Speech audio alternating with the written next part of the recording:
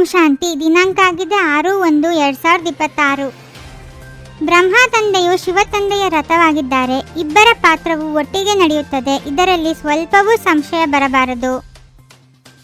ಮನುಷ್ಯರು ಯಾವಾಗ ದುಃಖಿಯಾಗುವರೋ ಆಗ ಸ್ವಯಂವನ್ನು ಸಮಾಪ್ತಿ ಮಾಡಿಕೊಳ್ಳಲು ಅನೇಕ ಉಪಾಯಗಳನ್ನು ರಚಿಸುತ್ತಾರೆ. ಆದರೆ ಇದರಂತಹ ಮಹಾಪಾಪ ಮತ್ಯಾವುದೂ ಇಲ್ಲ.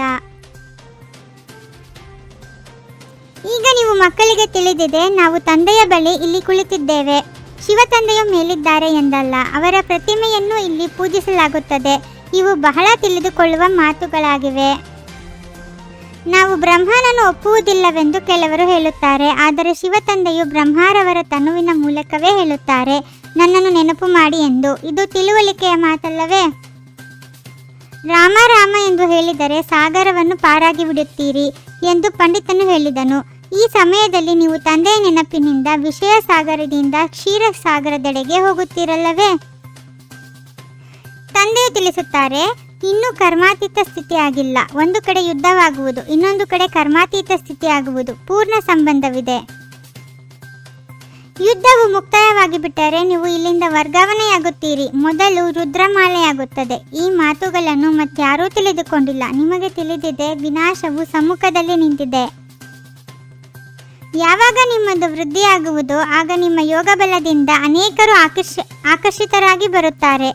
ಎಷ್ಟು ನಿಮ್ಮಿಂದ ತುಕ್ಕು ಬಿಡುತ್ತಾ ಹೋಗುವುದೋ ಅಷ್ಟು ಬಲ ತುಂಬುತ್ತಾ ಹೋಗುವುದು. ಈಗಿನ್ನೂ ಕರ್ಮಾತೀತ ಸ್ಥಿತಿ ಆಗಿಲ್ಲ. ಆಸುರಿ ಮಾತುಕತೆ, ಚಲನೆ ಇತ್ಯಾದಿಗಳೆಲ್ಲವೂ ಪ್ರಸಿದ್ಧವಾಗಿ ಬಿಡುತ್ತವೆ. ನೀವಂತೂ ತಮ್ಮದನ್ನು ದೈವಿ ಚಲನೆಯನ್ನಾಗಿ ಮಾಡಿಕೊಳ್ಳಬೇಕಾಗಿದೆ. ದೇವತೆಗಳು ಸರ್ವಗುಣ ಸಂಪನ್ನರಲ್ಲವೇ? ನೀವೀಗ ಅವರಂತೆ ಆಗಬೇಕಾಗಿದೆ. ಆದರೆ ಮಾಯೆಯು ಯಾರನ್ನೂ ಬಿಡುವುದಿಲ್ಲ. ಮುಟ್ಟಿದರೆ ಮುನಿಯನ್ನಾಗಿ ಮಾಡಿಬಿಡುತ್ತದೆ, ಒಮ್ಮೆಲೆ ಸಾಯಿಸಿ ಬಿಡುತ್ತದೆ. ಇತ್ತೀಚೆಗೆ ತಮ್ಮನ್ನು ತಾವು ಹತ್ಯೆ ಮಾಡಿಕೊಳ್ಳಲು ಎಂತೆಂತಹ ಉಪಾಯಗಳನ್ನು ರಚಿಸುತ್ತಾರೆ. ಶರೀರ ಬಿಟ್ಟರೆ ನಾವು ದುಃಖದಿಂದ ಮುಕ್ತರಾಗುತ್ತೇವೆಂದು ತಿಳಿದುಕೊಳ್ಳುತ್ತಾರೆ. ಆದರೆ ಇದು ಸಹ ಮಹಾಪಾಪವಾಗಿದೆ. ಇದು ಅಪಾರ ದುಃಖದ ಪ್ರಪಂಚವಾಗಿದೆ. ಅಲ್ಲಿ ಅಪಾರ ಸುಖವಿರುತ್ತದೆ. ನೀವು ಮಕ್ಕಳು ತಿಳಿದುಕೊಂಡಿದ್ದೀರಿ, ನಾವೀಗ ಹಿಂತಿರುಗಿ ಹೋಗುತ್ತೇವೆ. ದುಃಖಧಾಮದಿಂದ ಸುಖಧಾಮಕ್ಕೆ ಹೋಗುತ್ತೇವೆ. ಈಗ ಯಾವ ತಂದೆಯು ಸುಖಧಾಮದ ಮಾಲೀಕರನ್ನಾಗಿ ಮಾಡುತ್ತಾರೆಯೋ ಅವರನ್ನು ನೆನಪು ಮಾಡಬೇಕಾಗಿದೆ. ಈ ಬ್ರಹ್ಮರವರ ಮೂಲಕ ತಂದೆಯು ತಿಳಿಸಿಕೊಡುತ್ತಾರೆ. ಸತ್ಯಯುಗದಲ್ಲಿ ಸುಖ ಶಾಂತಿ ಇತ್ತು. ಈಗ ಕಲಿಯುಗದಲ್ಲಿ ಅನೇಕ ಧರ್ಮಗಳಿವೆ. ಯಾವಾಗ ಅನೇಕ ಧರ್ಮಗಳು ಸಮಾಪ್ತಿಯಾಗುವುದೋ ಆಗ ಒಂದು ಧರ್ಮದ ಸ್ಥಾಪನೆಯಾಗುವುದು. ವಿನಾಶವು ಖಂಡಿತ ಆಗುವುದು. ತಂದೆಯೇ ಬಂದು ಒಂದು ಧರ್ಮದ ಸ್ಥಾಪನೆ ಮಾಡಿಸುತ್ತಾರೆ. ರಾಜಯೋಗವನ್ನು ಕಲಿಸುತ್ತಾರೆ. ಉಳಿದ ಅನೇಕ ಧರ್ಮಗಳು ಸಮಾಪ್ತಿಯಾಗುತ್ತದೆ. ಭಾರತವು ಅವಿನಾಶಿ ಪವಿತ್ರ ಖಂಡವಾಗಿದೆ. ಅದರಲ್ಲಿಯೂ ಅಬು ಪರ್ವತವು ಎಲ್ಲದಕ್ಕಿಂತ ಪವಿತ್ರ ತೀರ್ಥಸ್ಥಾನವಾಗಿದೆ. ಎಲ್ಲಿ ತಂದೆಯು ಬಂದು ಮಕ್ಕಳ ಮೂಲಕ ಸರ್ವರ ಸದ್ಗತಿ ಮಾಡುತ್ತಾರೆ. ನೀವೀಗ ನೋಡುತ್ತಾ ಇರುತ್ತೀರಿ, ವಿನಾಶದಲ್ಲಿ ಹೋಲ್ಸೇಲ್ ಮೃತ್ಯುವಾಗುವುದು, ಹೋಲ್ಸೇಲ್ ಮಹಾಭಾರಿ ಯುದ್ಧವಾಗುವುದು. ಎಲ್ಲರೂ ಸಮಾಪ್ತಿಯಾಗುತ್ತಾರೆ. ವಿಶ್ವದ ಇತಿಹಾಸ ಭೂಗೋಳವು ಪುನರಾವರ್ತನೆ ಆಗುತ್ತದೆ. ಈ ಡ್ರಾಮಾದ ಚಕ್ರವು ಅನಾದಿಯಾಗಿದೆ, ಸುತ್ತುತ್ತಾ ಇರುತ್ತದೆ. ಇತ್ತ ಕಡೆ ಕಲಿಯುಗ, ಅತ್ತ ಕಡೆ ಸತ್ಯಯುಗವಿದೆ. ನಾವು ಸಂಗಮದಲ್ಲಿದ್ದೇವೆ. ಎಂದೂ ಸಹ ಮುಟ್ಟಿದರೆ ಮುನಿಯಾಗಬಾರದು. ದೈವಿ ಗುಣಗಳನ್ನು ಧಾರಣೆ ಮಾಡಿ ತಮ್ಮ ಚಲನೆಯನ್ನು ಸುಧಾರಣೆ ಮಾಡಿಕೊಳ್ಳಬೇಕು.